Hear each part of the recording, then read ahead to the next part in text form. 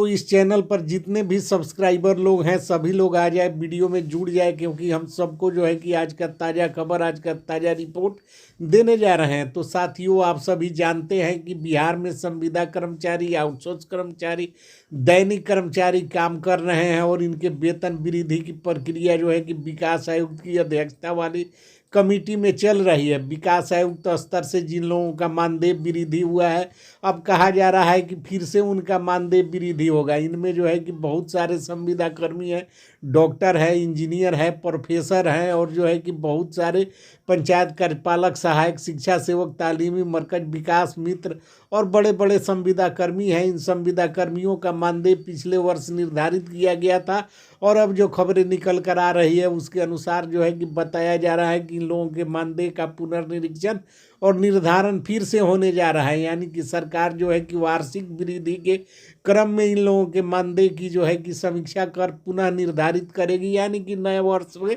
फिर से जो है कि इन लोगों के मानदेय में वृद्धि होगी। वहीं दूसरी तरफ बेल्ट्रॉन और उर्मिला के डाटा एंट्री ऑपरेटरों का सेवा समायोजन का जो मांग रहा है, उस मांग को कहीं ना कहीं सरकार पूरा करने की बात जो है कि सोच रही है, और इससे जो है कि आने वाले समय में इनकी सेवाएं जो है कि 62 वर्ष या 60 वर्ष के लिए वृद्धि और अस्थायी कर इनके सेवा को जो है कि समायोजित किया जाएगा। यानी कि एजेंसी मुक्त कर इन्हें जो है कि संविदा कर्मी का दर्जा सरकार देने पर विचार कर रही है, क्योंकि बड़े जोर शोर से जो है कि आउटसोर्स कर्मियों ने अपने आप को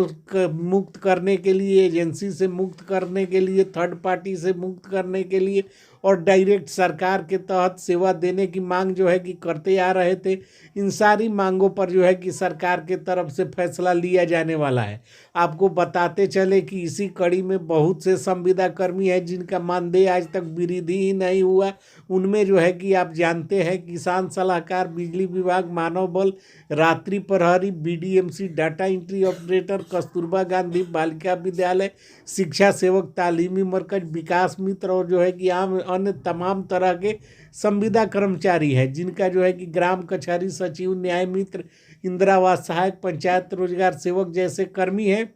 जो लोग लगातार जो है कि कार्य करने का काम कर रहे हैं, फिर भी इनका वेतन का निर्धारण अब तक नहीं किया जा सका था। अब सवाल यह उठता है कि जब सरकार वार्षिक वृद्धि के अनुक्रम में वैसे संविदा कर्मियों का मानदेय पुनः वृद्धि करने की बात कह रही है, जो कि पहले से वेतन वृद्धि का लाभ जिनको मिल रहा है, तो ऐसे में क्या जो है कि यह तो खुशखबरी है ही, लेकिन साथ ही साथ सवाल उठ खड़ा हो रहा है कि क्या वैसे संविदा कर्मी जिनका मानदेय अब तक वृद्धि नहीं हुआ है, क्या उनका भी पुनर्निरीक्षण और निर्धारण सरकार करेगी? तो इसका जवाब जो है कि सूत्रों के हवाले से हाँ में आया है। सूत्र बता रहे हैं कि वैसे संविदा कर्मी जिनका मानदेय का निर्धारण अब तक नहीं हो सका है, वह इस वर्ष 2025 में नए सिरे से उनके मानदेय का निर्धारण किया जाएगा। उनको जो है कि ईपीएफ, ईएसआई की सुविधा भी सरकार देगी, और यह सारी सुविधा जो है कि संविदा कर्मचारी, आउटसोर्स कर्मचारी और दैनिक कर्मचारियों को मिलेंगे। और इसके लिए जो है कि सरकार